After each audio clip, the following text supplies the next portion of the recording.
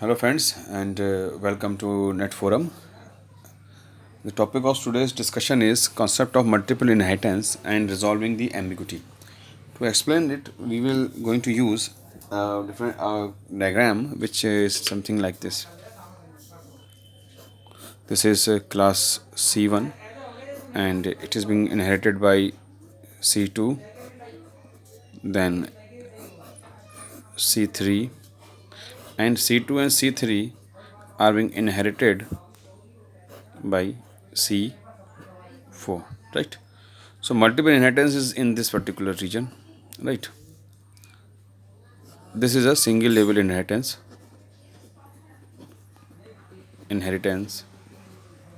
That means a function which is being inherited by C2 and C3.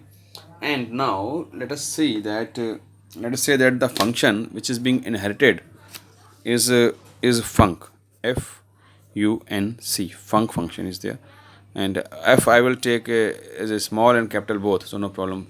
So don't get confused with this. Let us now write the code exactly and see what is happening and how the ambiguity is going to be resolved in different type of cases, right?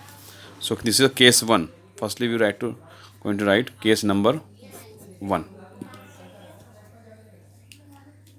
So case number 1 is class C1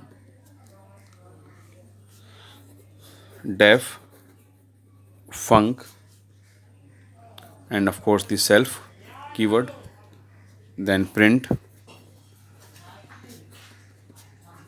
I am in class C1, right? Then class C2, right? Class C2, and C2 is now inheriting C1. Now we are overriding this, right? Def func self print I am in C2, right? This principle is known as overriding, right? When we rewrite the function of the main class or the base class without changing its name, it is known as overriding, right? Now class C3 C1 def func self print I am in C3, right? Now the main function, another function, class C4. Now C4 is inheriting both C2 and C3. Def func basically I will not going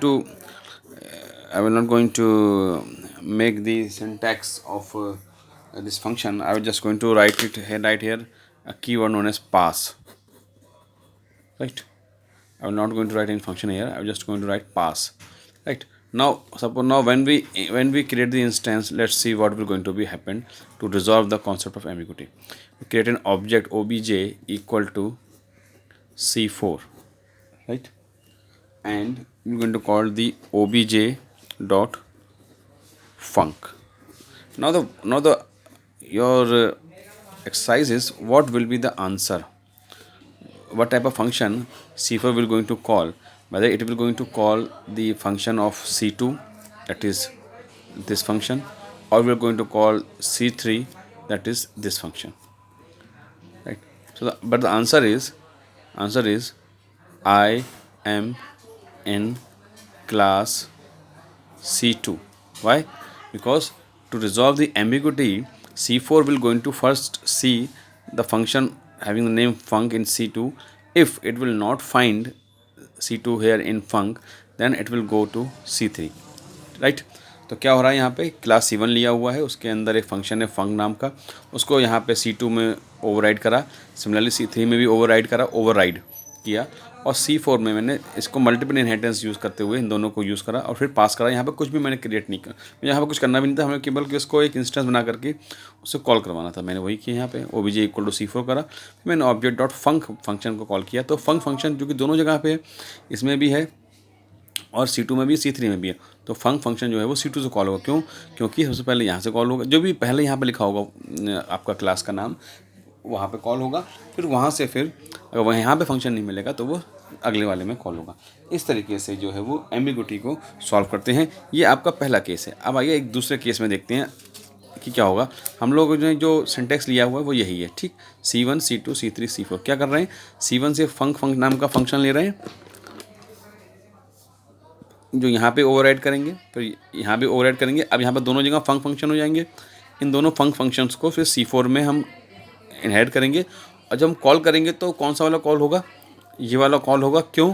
क्योंकि ये पहले लिखा हुआ है, मतलब यहाँ पे पहले लिखा हुआ है और फिर यहाँ पे बाद में लिखा हुआ है, तो ये ध्यान रखना है।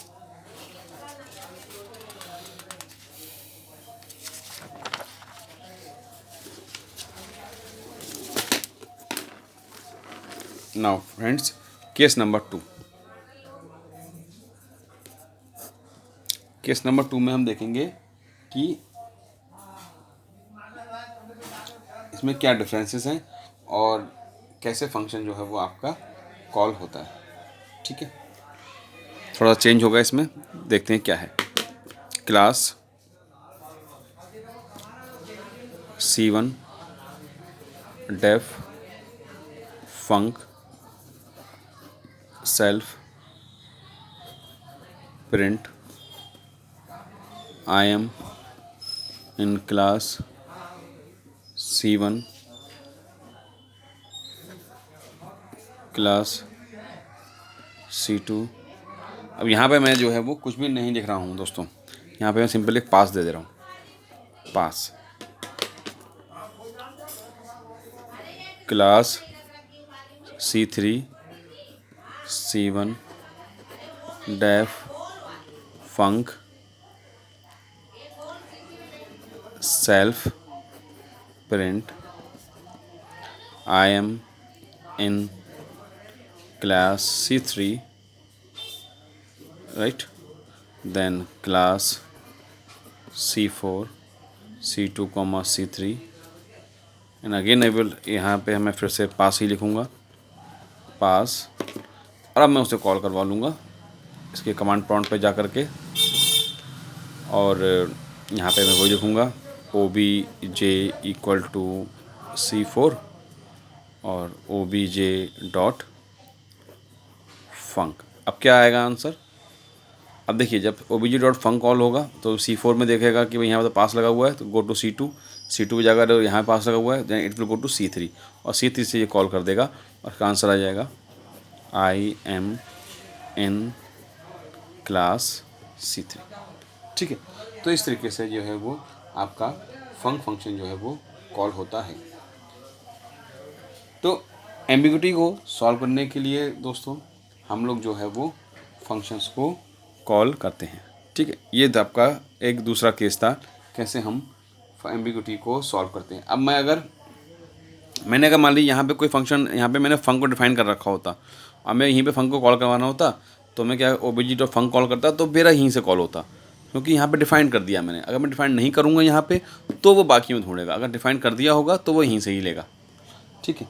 तो यहीं से लेगा। अगर मेरे को स्पेशली इनके फंक्शंस कॉल करने हैं तो मैं कैसे कॉल करूँगा, तो मैं उनके क्लास के नाम से सॉल्व करूँगा। आइए इसको देखते हैं केस नंबर 3 में।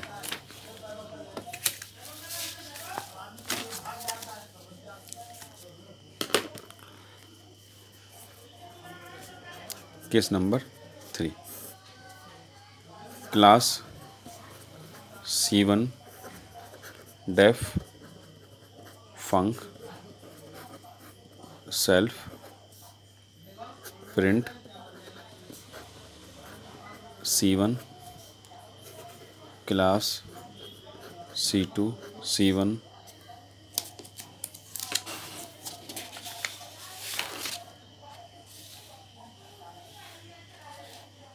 अच्छा दोस्तों, मैं यहाँ पे गलती हो गई, यहाँ पे मैं C1 लिखना भूल गया था। C2 C1 print C2 class C3 C1 print C3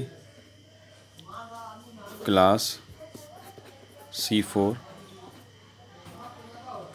C1 print C4, right. तो अब मैं इसको यहाँ पे अगर कॉल करूँगा, जो मैंने कमांड प्रॉम्प्ट इधर ले दे रहा हूँ ताकि थोड़ा सा क्लियर हो जाए, थोड़ा सा स्पेस भी मिल जाएगा मेरे को। अब मैं यहाँ पे अगर लिखूँगा, देखिए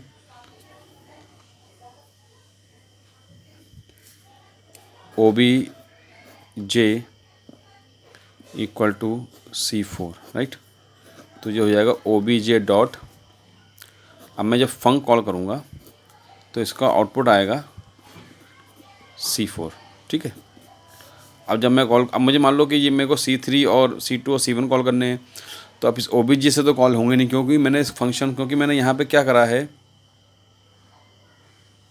अच्छा सॉरी, ये डेफ फंक सेल्फ के अंदर आएगा, डेफ फंक सेल्फ के अंदर आएगा, और डेफ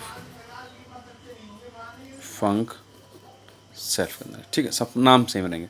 तो अब देखिए, क्योंकि मैंने यहाँ पे C4 में फंक को मैंने ओवरराइड कर दिया था, तो इसलिए जो भी लेटेस्ट ओवरराइड होगा C4 उसी कॉल करेगा, यहाँ पे नहीं जाएगा।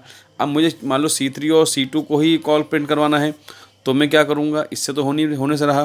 तो मेरे पास दो ऑप्शंस हैं, या तो मैं OBJ1 इक्वल टू C1 करूँ और OBJ1 डॉट फंक कॉल करूँ, तो इससे मेरे को आउटपुट मिल जाएगा। दूसरा तरीका ये है कि मैं डायरेक्ट C1 डॉट फंक कर सकता हूँ, ठीक। सिमिलरली अगर मुझे क्लास C2 का कॉल करना है तो OBJ2 इक्वल टू C2 कर सकता हूँ, या फिर मैं डायरेक्ट C2 डॉट फंक कर सकता हूँ। इस तरीके से, दो तरीके से हम अपने मेंबर फंक्शंस की वैल्यूज़ को कॉल कर सकते हैं, ठीक।